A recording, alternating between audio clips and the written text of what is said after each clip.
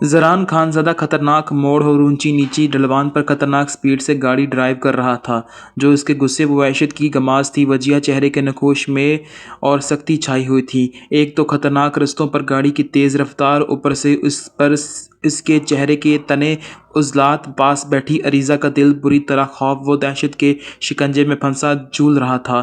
آہستہ چلائیں پلیز گاڑی کو۔ جب ایک دم سے زوردار جھٹکا لگا تو وہ چیخ پڑی، مگر اس بے رحم شخص پر کوئی اثر نہ ہوا اور نہ اس کی چیخ پر۔ اس نے اس کی طرف دیکھا تو وہ خوف سے کانپتی اس کے قریب ہوئی اور اسٹیئرنگ پر جمے اس کے مضبوط ہاتھوں پر اپنا ہاتھ رکھ کر التجائیہ لہجے میں بولی، میں آپ سے کہہ رہی ہوں پلیز آہستہ چلائیں، مجھے ڈر لگ رہا ہے۔ اس کا ہاتھ رکھنا غضب ہو گیا تھا۔ زران خانزادہ نے انتہائی تنفر بھرے انداز میں بری طرح اس کا ہاتھ جھٹکا اور قہر برساتی نگاہوں سے اس کی طرف دیکھتے ہوئے گاڑی ایک جھٹکے سے روک دی۔ وہ جو لرزتے وجود کے ساتھ اپنی سیٹ پر بیٹھی تھی، گاڑی کے یوں زوردار جھٹکے سے رکنے پر دروازے کی طرف لڑک گئی۔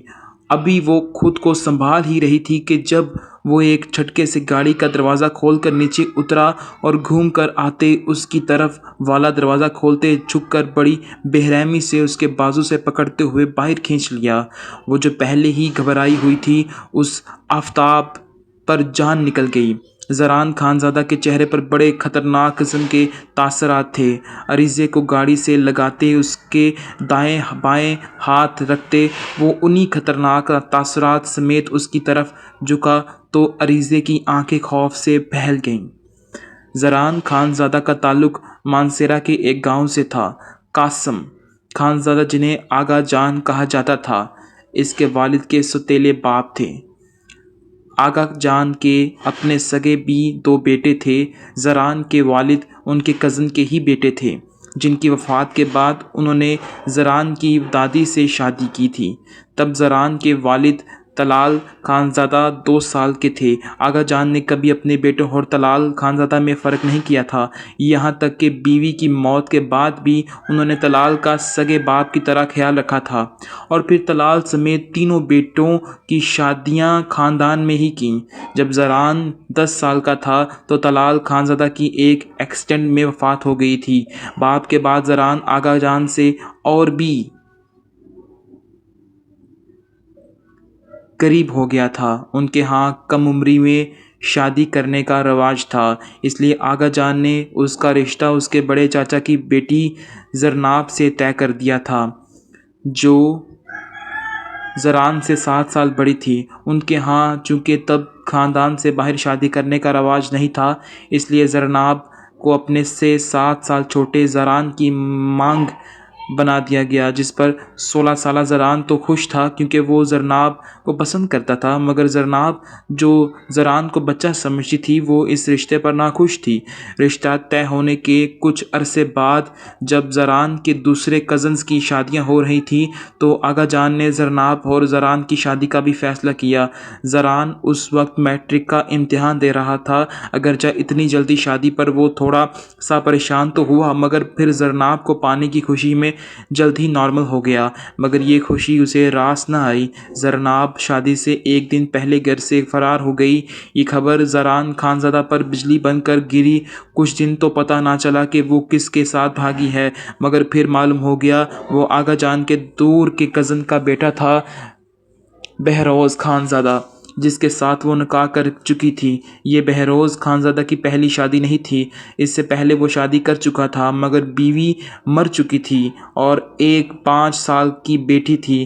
نہ جانے زرناب کی اس کے ساتھ آنکھ کب اور کیسے لڑی، کس کو پتہ بھی نہیں چلا تھا۔ زران خانزادہ نے بڑی مشکل سے خود کو سنبھالا۔ اس کی صرف محبت ہی نہیں، غیرت کا بھی خوف خون ہوا تھا۔ جوانی کے جوش میں دل تو کرتا تھا کہ جا کر زرناب اور بہروز خانزادہ کے سینے میں گولیاں اتار دے، مگر اماں کی واسطوں پر بڑی مشکل سے خود کو باز رکھا تھا۔ مگر اس کے بعد اس کے دل میں آغا جان کے لیے پہلی جیسی محبت اور احساسات نہیں رہے تھے۔ حالانکہ آغا جان نے تو نیک نیتی سے رشتہ طے کیا تھا، ان کے وہم و گمان میں بھی نہیں تھا کہ زرناب ایسا کچھ کرے گی، مگر زران نہ جانے کیوں آغا جان سے متنافر ہو گیا تھا، جس میں زیادہ کردار اماں جان کا تھا، کیونکہ ان کا کہنا تھا کہ زران کے والد چونکہ ان کے سوتیلے بیٹے تھے، لہٰذا اپنی پوتی کی مرضی کے خلاف اس کا رشتہ انہوں نے سوتیلا پن دکھانے کے لیے جان بوجھ کر زران سے کیا۔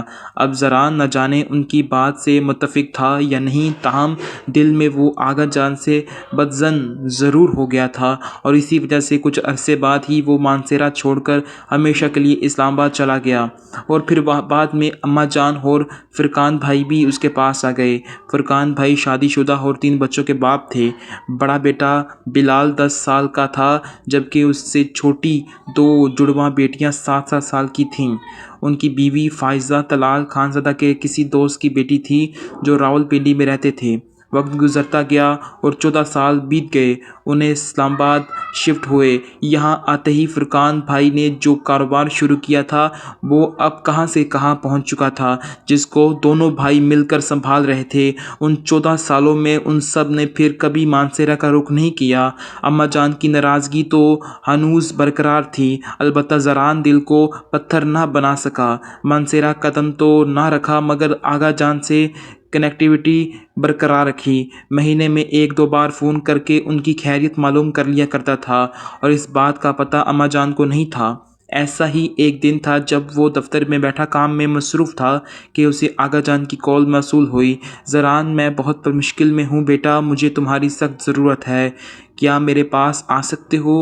وہ ہوا کیونکہ اتنے سالوں میں پہلی بار وہ اسے مانسیرا آنے کا کہہ رہے تھے۔ کیا بات ہے آغا جان، سب خیریت تو ہے نا؟ اس نے لب پیچیتے ہوئے قدرے تشویش سے پوچھا، تو جواب میں آغا جان نے کچھ بتانے کے بجائے ایک ہی بات پر اصرار کیا کہ وہ جلد از جلد ان کے پاس پہنچ جائے۔ زران ان کے پاس جانا نہیں چاہتا تھا، مگر ان کے لہجے میں ایسی التجا، ایسی پکار تھی جیسے وہ رد نہ کر سکا، اور کہہ دیا کہ وہ کل صبح ان کے پاس پہنچ جائے گا۔ جواب میں آغا جان نے بے حد خوش ہوتے ہوئے اسے ڈھیروں دعائیں دیں۔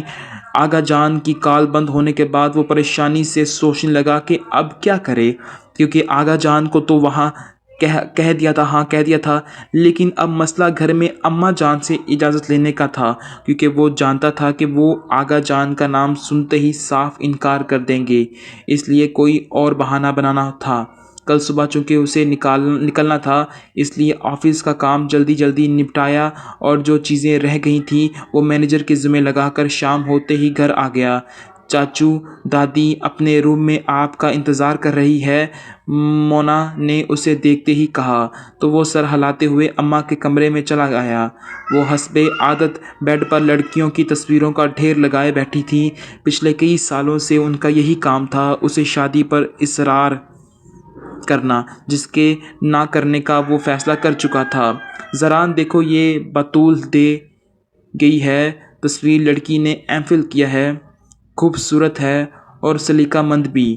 اماں نے رشتہ کروانے والی کا حوالہ دے کر تصویر اس کی طرف بڑھاتے ہوئے خوبیاں بیان کرنا شروع ہی کی تھی کہ اس نے ناگواری کے احساس کے ساتھ تصویر ان کے ہاتھ سے لیتے، سائڈ پر رکھتے انہیں ٹوک دیا، پلیز اماں ختم کریں یہ فضول کام، میں آپ کو 1000 بار انکار کر چکا ہوں، مجھے نہیں کرنی شادی، پھر آپ کیوں لڑکیوں کی تصویریں منگوا لیتی ہیں؟ اس کے لہجے میں بیزاری کے ساتھ ناراضگی بھی جھلکی تھی۔ ہاں تو کیا ایسا چھوڑ دوں تمہیں، ساری زندگی چھڑے چھانٹ گھومتے رہو گے؟ کان کھول کر سن لو زران، شادی تو تمہیں کرنی پڑے گی، کیونکہ مجھے مرنے سے پہلے تمہاری اولاد دیکھنی ہے۔ اگر یوں ہی ضد پر اڑے رہے تو وہ وصیت کر جاؤں گی کہ میرا مرا ہوا چہرہ بھی تمہیں نہ دیکھنے دیا جائے، اور نہ میرے جنازے کو کاندھا دینے دیا جائے۔ بات کے اختتام پر اماں جان کی آواز بھر گئی۔ زران نے بے بسی سے انہیں دیکھا۔ ارے اماں، آپ تو ایموشنل ہو گئی ہیں، خود سوچیں، 31 سال کا ہو گیا ہوں میں، شادی کی عمر رہ گئی میری کیا، اور آپ کو بچے دیکھنے ہیں، تو بلال کی کروا دے شادی، اس نے بھتیجے کا نام لے کر ہلکے پھلکے لہجے میں کہتے اماں کے کندھے کے گرد بازو کا احزار باندھا تو وہ خفاگی سے اس کا ہاتھ جھٹک گئی۔ زران نے گہری سانس لے کر انہیں دیکھا۔ فی الحال اس کے پاس مزید بحث کے لیے وقت نہیں تھا، اس لیے کل صبح بزنس کے سلسلے میں مری جانے کا بتا کر وہ اپنے کمرے میں چلا آیا۔ دوسرے دن صبح 11 بجے وہ مانسیرا پہنچ گیا تھا۔ 14 سال بعد اس نے وہاں قدم رکھا تھا جہاں آغا جان اسے دیکھ کر بہت خوش ہوئے۔ وہاں زران کو انہیں دیکھ کر دھچکا سا لگا۔ وہ بے حد کمزور اور بوڑھے ہو چکے تھے۔ اسے دل میں افسوس ہونے لگا کہ اتنے سالوں میں وہ ایک بار بھی انہیں دیکھنے نہیں آیا۔ ریسٹ کرنے کے بعد جب دوبارہ دوپہر کو وہ آغا جان کے ساتھ کھانا کھانے بیٹھا تو تب انہوں نے وہ بات کہی جس کے لیے اسے بلایا تھا۔ انہوں نے عائشہ سے بات کا آغاز کیا۔ آج سے 8 سال پہلے بہروز اور زرناب کا ایکسیڈنٹ ہوا جس میں زرناب تو موقع پر مر گئی تھی مگر بہروز نے ہاسپٹل میں پہنچ کر دم توڑ، لیکن مرنے سے پہلے وہ اپنی ایک امانت مجھے سونپ گیا، اور وہ تھی اس کی اکلوتی بیٹی زرمینہ جو اب 19 سال کی ہے۔ اگرچہ اس کا سگا چاچا امروز خان موجود تھا مگر وہ لالچی انسان تھا، اس لیے بہروز کو اس پر اعتبار نہیں تھا۔ میں ایک مرتے ہوئے انسان کی خواہش رد نہیں کر سکا اور عریضہ کو اپنے پاس رکھ لیا۔